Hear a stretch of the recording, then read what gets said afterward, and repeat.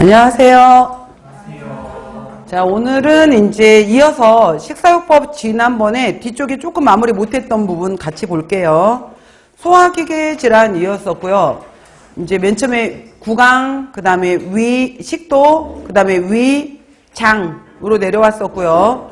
그 다음에 들어갈 부분은 25페이지 염증성 장질환 이렇게 되어 있어요. 그래서 이름 그대로 장의 질환이 있는데 인플라메토리 염증이 있다라고 했던 거예요.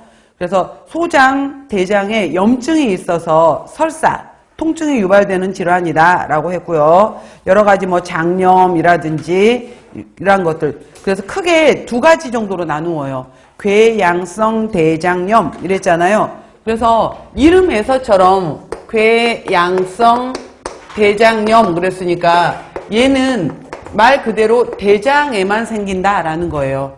그리고 이거보다 더 심각한 질환이 크론병이에요. 크론병이라는 건데 이 크론병 같은 경우에는 중요 포인트가 얘는 대장에만 생긴다면 얘는 소화기관 어디에나 전체 다 생겨요. 전체 다 생기는데 그 중에서도 가장 심하게 생기는 부분이 바로 십이지장 공장 회장 부위에 생겨요. 그리고 얘는 생기면은 그냥 이 궤양성 대장염 같은 경우에는 이 표면에 주로 이제 생기는 정도다라고 한다면은 크론병 같은 경우에는 아래 조직까지 파고 들어가서 더 심각하게 질환을 일으켜요. 그러니까 만약에 그 장에 있어서 이쪽 부위에 이렇게 염증이 생겼다라고 하게 되면은 크론병 환자들 같은 경우에는 여기를 다 잘라내야 돼요.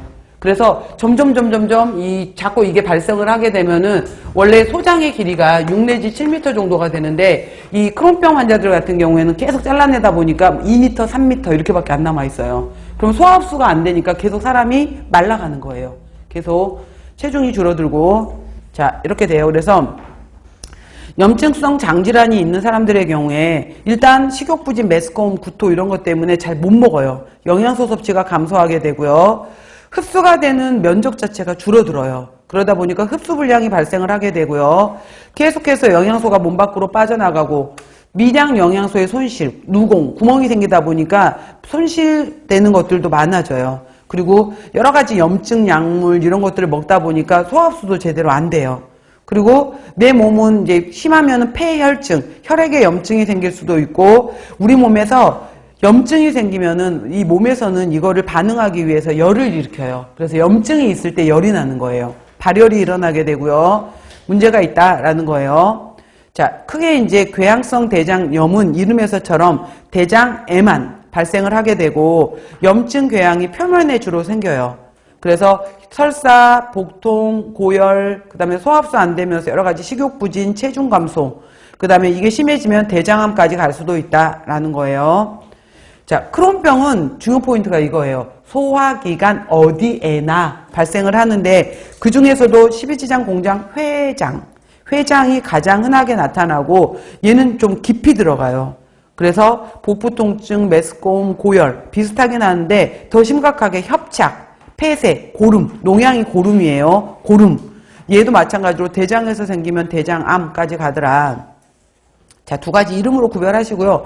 그럼 이런 사람들한테 어떻게 식사요법을 해줄 거야? 라고 했었을 때 첫 번째 영양 상태 증진이 중요해요. 그래서 점막의 상처를 치유해야 되고 염증 부위의 자극을 최소화해야 되고 정상적으로 성장 발달할 수 있도록 도와줘야 돼요.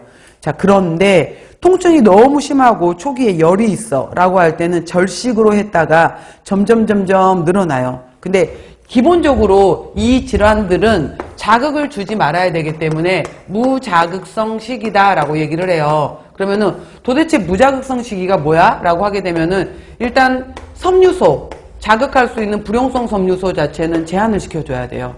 안 그래도 설사 이러한 증상들이 있는데 지방 음식을 먹게 되면은 더 설사가 일어나게 돼요. 그래서 지방 음식도 좀 제한을 해줘요. 초기에는.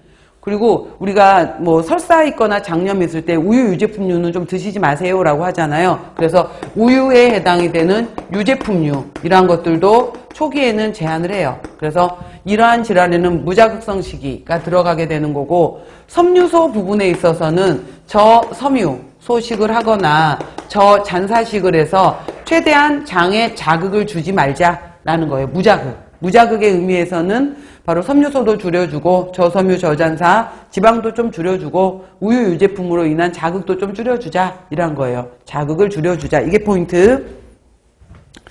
자, 지방변 형태의 설사가 있으면 지방도 제한하고 소화흡수 잘 될 수 있는 MCT 오일 또 물기름